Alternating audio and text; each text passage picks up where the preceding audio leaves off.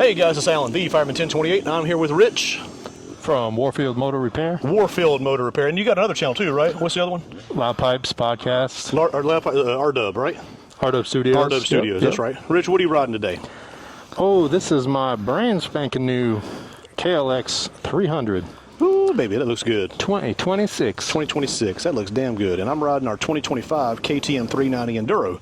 So what we're going to do is that we're at Henry Off-Road Park, and we're going to go ride Trail A, or what's the color now?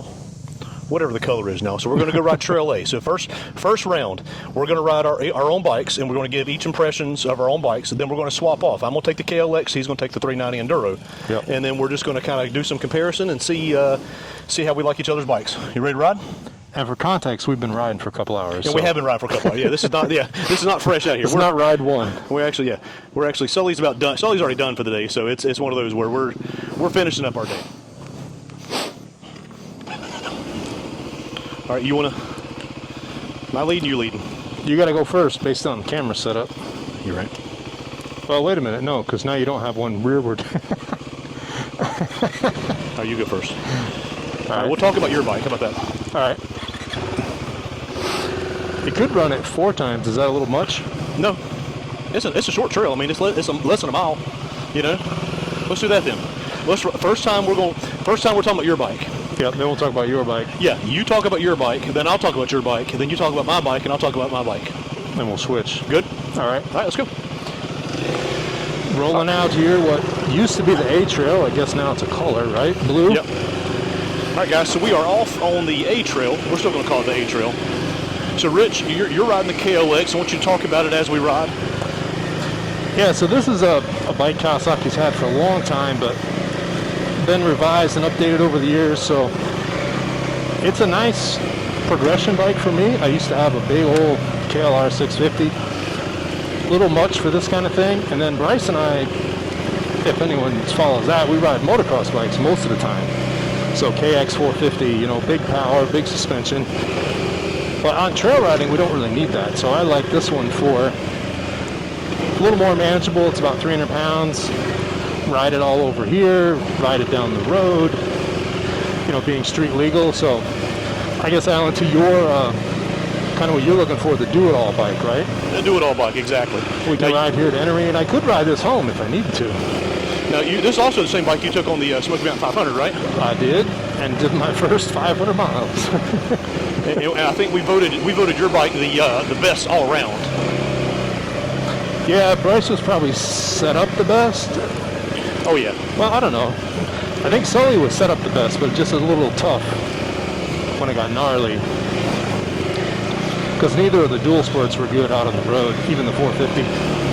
Yeah, I mean, you kind of suffered on the road a little bit, but I mean, as far as like overall, you know, Sully's bike suffered on the trails. Yeah. Your bike suffered on the road, but I mean, overall, I still think you had the best overall bike. But it's gotten better. I mean, I'm winding it out now more that it's broke in. I mean, yeah. You can run 70 if you have to. You know, it's not the end of your ride. But it's just a lot of work. You know, you're full throttle, you're like 8,000 RPM, which is a lot of buzz for a single. But one quick negative I'll talk about back there, maybe this is just my boots or the shifter setup, but I knocked it into neutral again. Yeah. That's happened a few times today. Now, are you running second gear? Right now I'm in second, yeah. Yeah, I'm just riding this. Okay. How's that feel? It's good. I mean, I probably could use third if I went a little faster, but because I feel like I'm getting to the top of second sometimes. Kind of revving second out. Now, where does your bike make the power? Does it make it down low? Does it make it high? Where does it kind of make it? It's kind of interesting. Like, it seems to be torquey down low.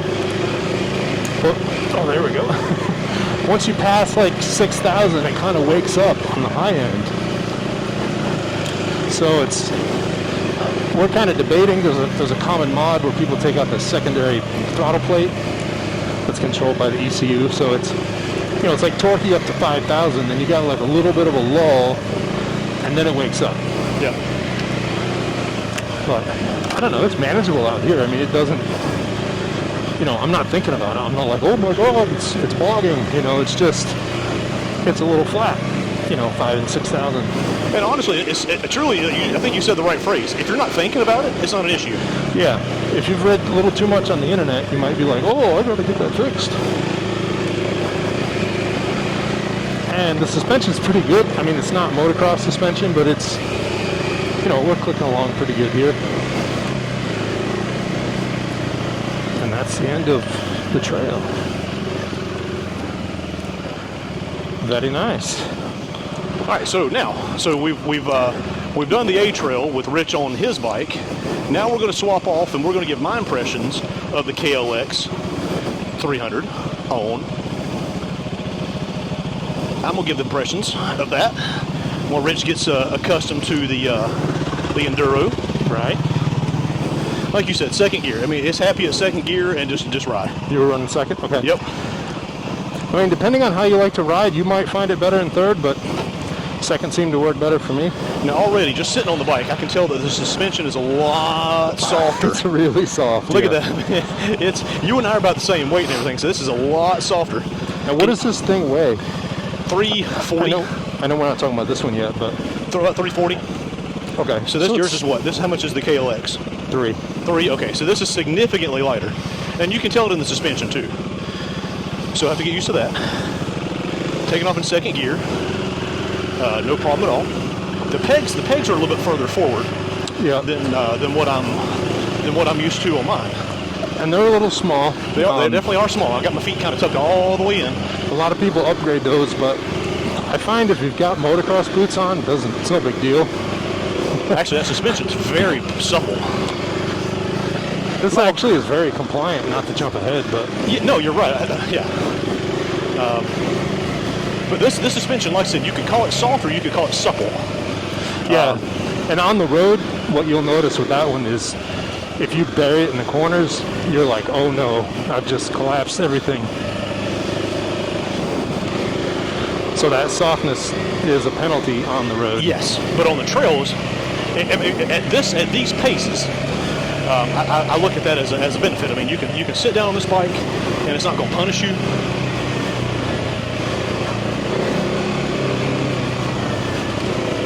I mean, actually, I feel like a pretty good pace on this bike already, and this is literally the first time I've been on this bike. Yeah, me too. I'm like, wow, I took to this pretty quick.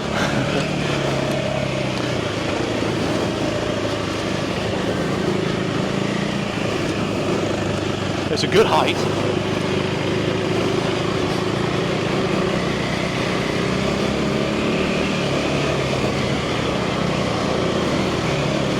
Yeah, it just does what you want it to do, which is kind of cool. It really does, and it doesn't. There's no fuss. It just goes. Oh, there's that neutral. Yeah, it happened to me a couple times today.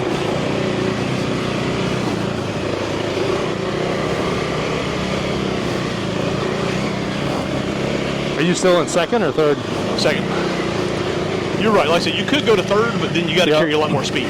Yeah, I was kind of feeling that here. I'm like, I could be in third, but then I got to pay attention more. Exactly. Whereas second, now this one here, you know, sitting down, feels fine. I just bottomed the suspension out there. Yeah. Whereas you got to be doing something stupid to bottom it out on that 390. Like I said, it's a lot softer. I mean, it's a lot more compliant, you know. Aids in the future. But you know, it's predictable, you know.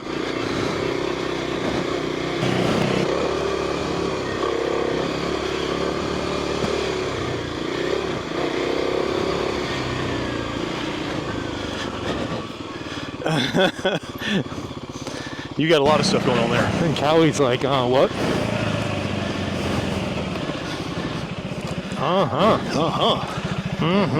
That was fun. That was a lot of fun. I agree. Uh-oh. Yeah, probably not right there. I'm in a hole. not in a good way. Down in a hole. Here, that might work a little better for you. There you go. All right. Here, let's put. So now I got to follow you And you're going to tell me about that one. All right. Oh, we'll leave the camera there, right?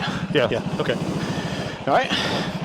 So now, we're going to do the Trail A, me reviewing my bike, while Rich is on his, and then we'll swap off again. So 4 loops, right? That's 2. Yeah, both of us did the Cali. Now we'll both do this one. Yeah. Yep. All right. Are you ready to buy a green bike yet? It feels totally different, though. That's amazing. This one? No, going back and forth, it's like... Yes. That feels like a whole nother... I don't know how to describe it. Like, I guess what I'm saying is, you know, you're not on a $5,000 bike. But you are. Is it? It is. It's $5,500. Oh, so they're priced the same, too. Uh-huh. Are you ready? I'm ready. All right, so now, I'm back on my... Now, again, immediately, the pegs. You can feel the difference in the pegs. Yeah. And the suspension is not nearly as soft. And, and I use soft not as a bad word, but just a descriptive word. Yeah. Because, like I said, I was getting a lot of compliance out of your bike. Uh-huh. That's what I would say. Very controlled, I guess, is one way of saying it. It's got really good valving. Yeah, a little more firm, but it seems to be sprung right, too, which is nice. Off the showroom.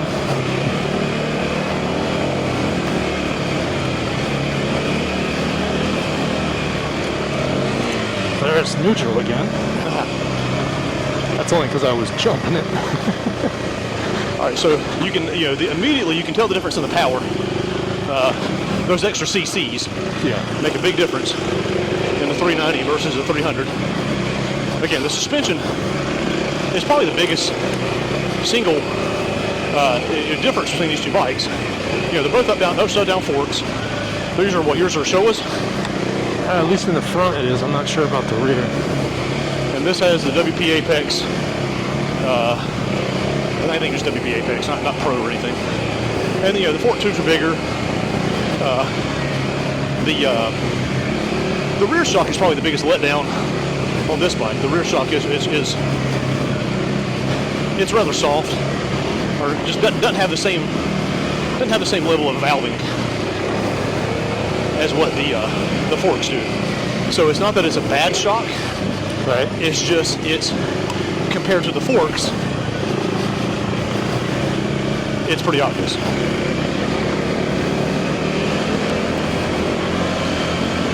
Got a guy behind me. What's that? I got someone behind me, but we're almost done. Can we pull over? If there's more, but we're almost done.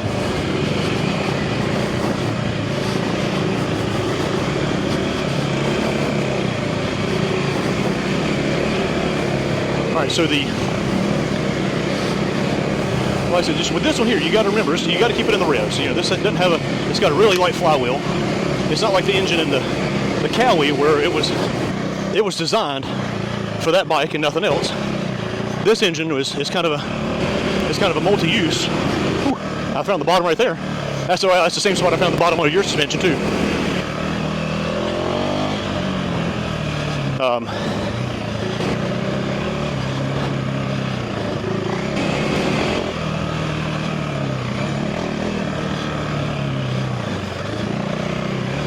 I definitely feel it loosening up a little bit.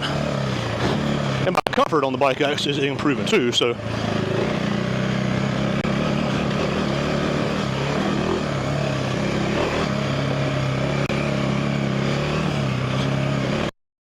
Woo! All right.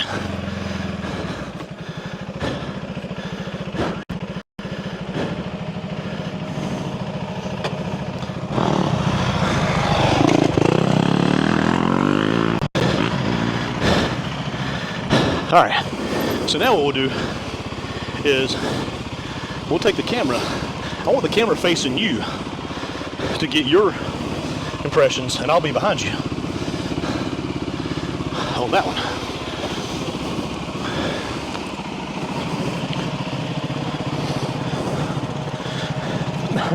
It's like going back and forth. I'm like, oh, my suspension sucks. We're getting, like I said, we're just getting the... That's why it's hard to ride. Go ahead and hop on. Other bikes, I'll get the camera on you. Hop on, I'll get the camera on you, right? all right.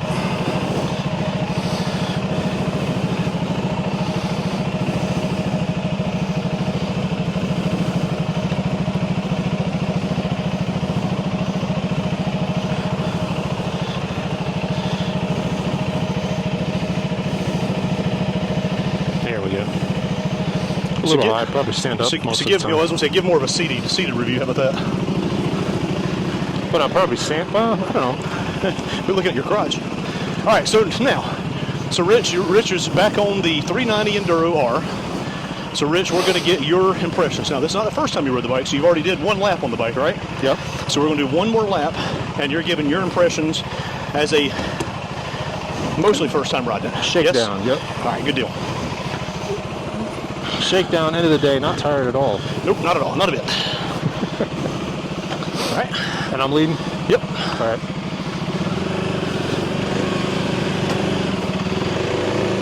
Yeah, I got to get used to the foot position again. Yes. I got to tuck my feet in as tight as I can. It is a tidy little bike.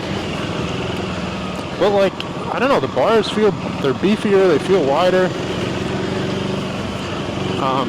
Going back and forth, like I said, suspension, that's the first thing I noticed. This is way more controlled. There's neutral again. Not like it's going to bottom out. Like, I feel like I know what the tires are doing under me. It's not, it's not leaving me guessing, Yep. You don't know where that next bounce is going to do. Right. And honestly, that's what happened when I broke my leg when I was on the CRF 300L rally. It was so soft. It was like I hit that bump and that rear end came around so hard. And I wasn't skilled enough to know how to handle that. Yeah. So I ran out of talent and I ran out of suspension. Now, something I noticed, you said it has a small flywheel? It does. Okay, so then its tendency to not spin down the revs, is that fueling? Yes. So like in second here, if I wind it up, let's see, get it a little smoother. It seems like the RPMs, like they hang a little bit, like it has a big flywheel, I know, that's kind of odd, isn't it? That's what I'm feeling, but maybe that's fueling, I think that's more fueling than anything else. See, like here, if I wind it up, and then close the throttle, it's still... It doesn't roll back down. Like there's no engine braking, is kind of what it feels like, Is that tunable? Is that tunable engine braking? Or no? Yeah, I agree with you on everything, yeah. No, I'm saying the engine braking, can you tune it? No. No, okay. No. It's not that cool. Not that cool. Transalp you can. Well, it's Transalp, so. See, like right through there, my bike is all over the place. Yes, I agree. So you come on, I'm sitting down, I come off that turn, and then I stand up, and the bike's just bouncing everywhere. And this one's like, yep, good to go. Same here, this choppy stuff, just soaks it up. It's like that bike's like talking shit to you. Like, that's cute. Is that all you got? Yeah, it's like, come on, man. It's like, how about third? I thought you were riding me. Yeah. Ride me like a rented mule. Hold on.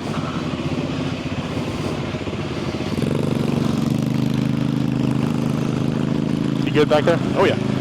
You took your mirrors off, so I can't see. I like it better without the mirrors, though. Oh, yeah, it's a better experience, but...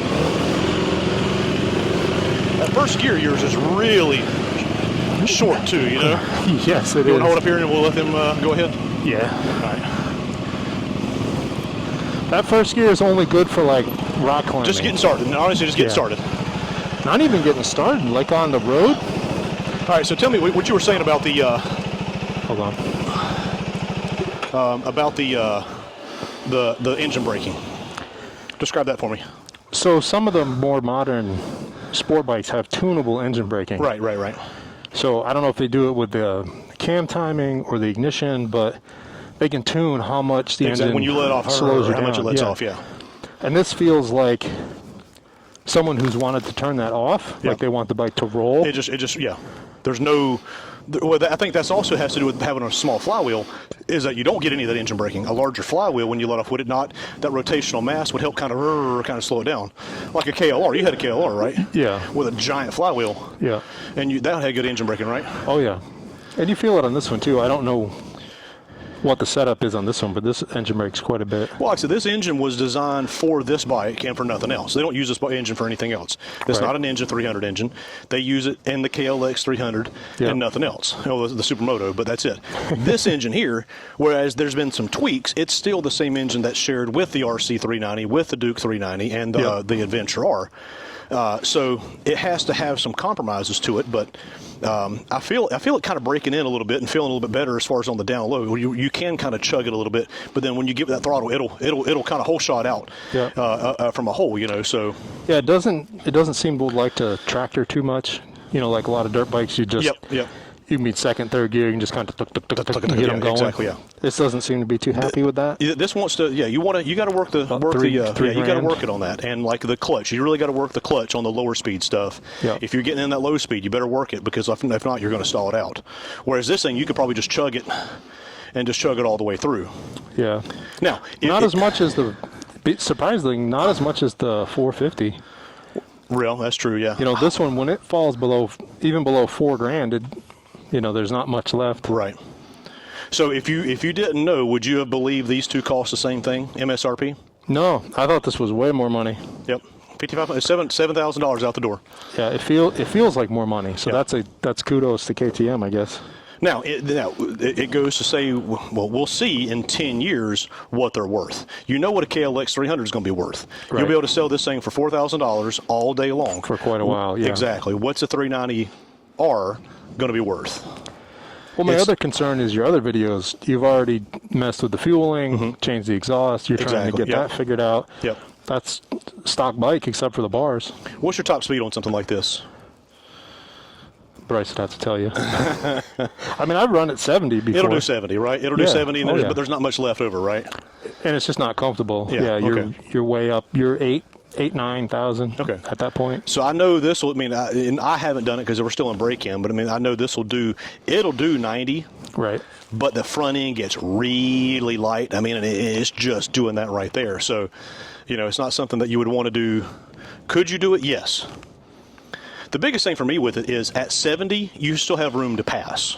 Right. You have room in the throttle to pass. No, at 70, I'm working to just maintain. You want to take off? Oh, no, they're going to catch us.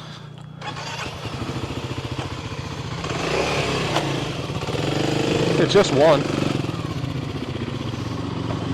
Nope, there's two. Looks like two. That's a dirty 230 right there, baby. All right, so you want to finish up our ride, and we'll pull over and we'll have a little talk? Let's do it. All right, go for it. Don't drop it. Talking to me or you? Me. Well, I wouldn't be the first one. Sorry, Sully.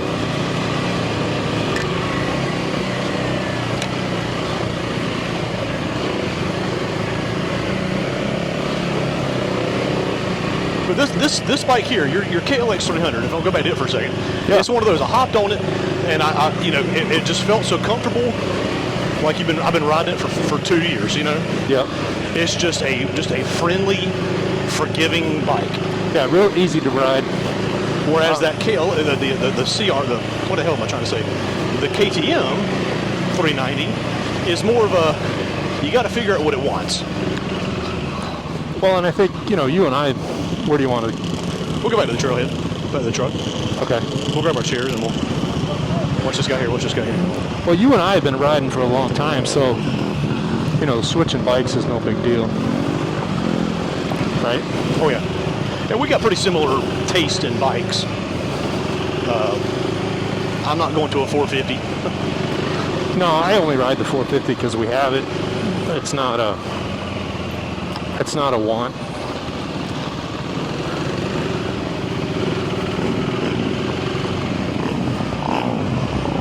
All right, so let's set up over here. Nope. All right, guys, so we're back. We just finished 4 laps of the A track down at Enery. No, blue. Now blue. Now blue, which is about a mile, like 0.96 miles, right? Is what the trailhead Just said. under. Yep. Yep. So let's give our thoughts on the KLX first.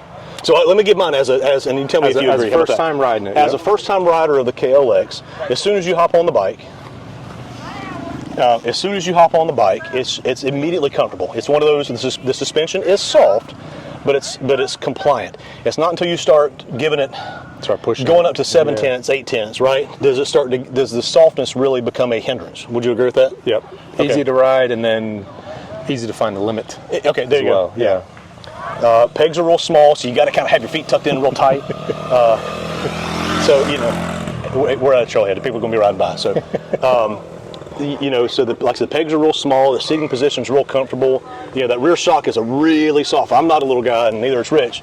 And that rear shock is you sit down and it just kind of you lose almost all your. It's a little bit uneven because the rear is softer than the front. A lot softer, yeah. The front will soak up a lot more bumps. The rear is going to bottom out, and I figured out the problem on the Smoky Mountain 500 is the reason the front end has no feel is because of my size. The back is down, right, and there's not as much weight on the front end, and the front wheel is just skating. Honestly, I bet if you replace the rear shock with a good aftermarket shock for your weight, or even just a good spring, you wouldn't have to touch the front forks. Yeah, the front seems pretty good. I think your front forks would be just fine. So, all right, like I said, good power. It feels like a little tractor.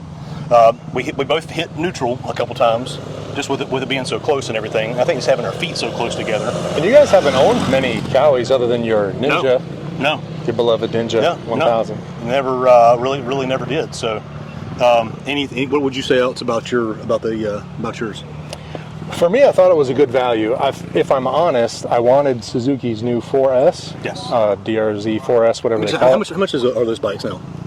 I mean, the sticker price is like $9,000. So you're at least $10,000 out the door. I think it's 79. No, I'm sorry. I think it's 79. It's like 8,000. 8,000, but you're still close to 10,000. But with fees, like taxes, this one, this was 5,500.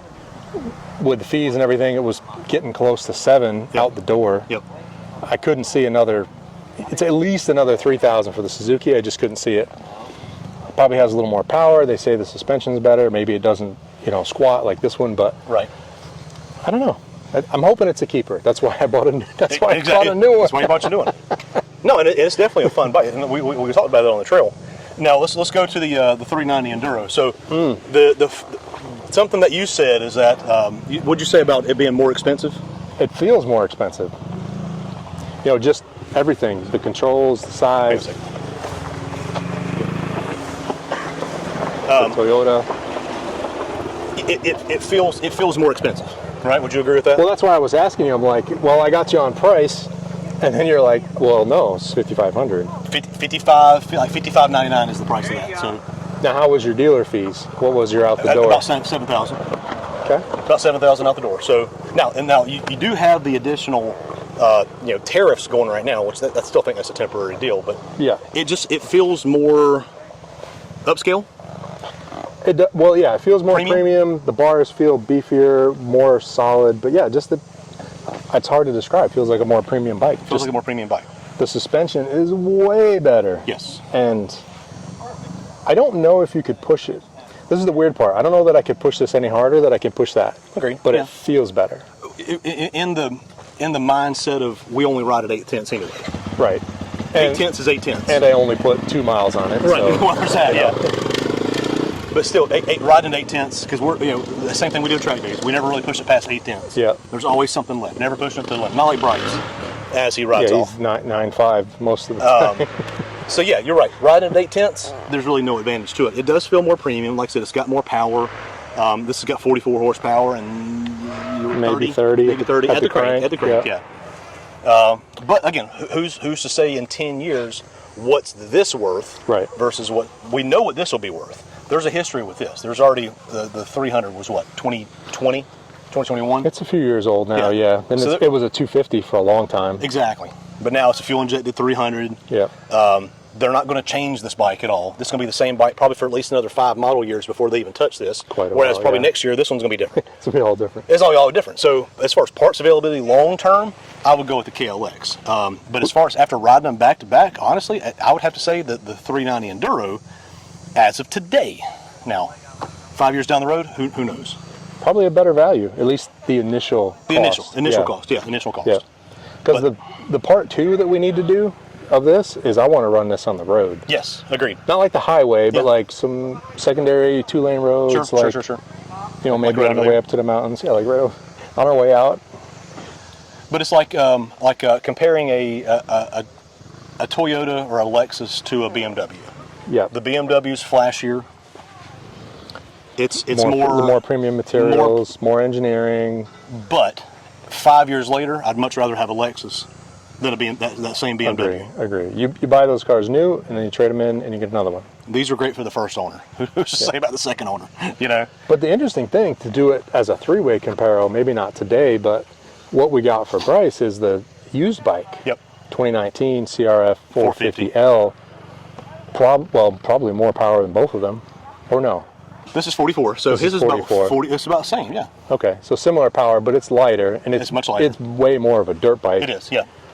That would be a good comparison. Actually, that was the plan too, was to kind of do that comparison as well. So, But price for price, 5,500 before fees, 5,500, $5,000. yeah. Well, in the used in market. the used market. Yeah, that's but what we new paid that for bike's what, 12,000, 14,000 It's over 10. Yeah, It's over 10, yeah. It's in a different league, but now it's it's 6 years old. in the used market. We It's picked it a up very for comparison, $5,000, comparable. Yeah. So okay. All right. So I think that's a pretty good comparison. So would you agree for today, as far as just dollar for dollar Yeah, performance? I think The 390. This has got the edge. KTM's Enduro's got the edge because you're gonna jump on it and you're gonna be like, oh, this is like $8,500. That's And then when they show you the sticker, you're gonna fall off your seat, which is a pretty nice seat too. But that goes to the it's produced by Bajaj in India. They produce probably 10 times as many of these as they do these because they made the 390s for the Indian market, and they just the scale of production was so large they can export them, and the cost per unit goes down the more you produce. And it's a mass-produced engine, It's a like you said. mass-produced The engine. engine for this bike is just for this bike and the Supermoto. This engine's in 4 or 5 different platforms, so they can produce 1 million of these things, and they know they'll be able to put them somewhere, so the cost per unit goes way down. So I forgot to ask you, stock tires? stock tires, yeah. Not bad. Yeah, the Metzler Karoo Force, which is the same thing we put on the 390 Adventure. So These are kind of the same. Not bad. So to today, we say the KTM. Tomorrow, Yeah, it's the KLX. Yeah, so we'll have to do an update. If we're buying a brand new one, Yep. if you got 5,500 plus fees, This is a hell of a bargain. this is a heck of a deal. It really is. It's a heck of a bargain. So Especially because you can do all the off-road that one can do, and I think you're gonna have a much better time on the road. Yep. Yeah. This will do, like I said, this will do 90. Now, the Yeah. front end's light, which we've covered that, and I'll put that up here somewhere. The front end is very light once you get up to the highway speeds, but I'm thinking maybe a steering stabilizer will completely solve that right there. So, Rich, anything else you want to add? Is that it? We need to do it again. We need to do it again. We definitely need to do it again. So, all right, guys. Again, if you see anything that you like, comment, subscribe. Thank you guys for watching. God bless. Roll Tide. And remember, tomorrow needs you. Rich, thank you. You got it? All right. Next time.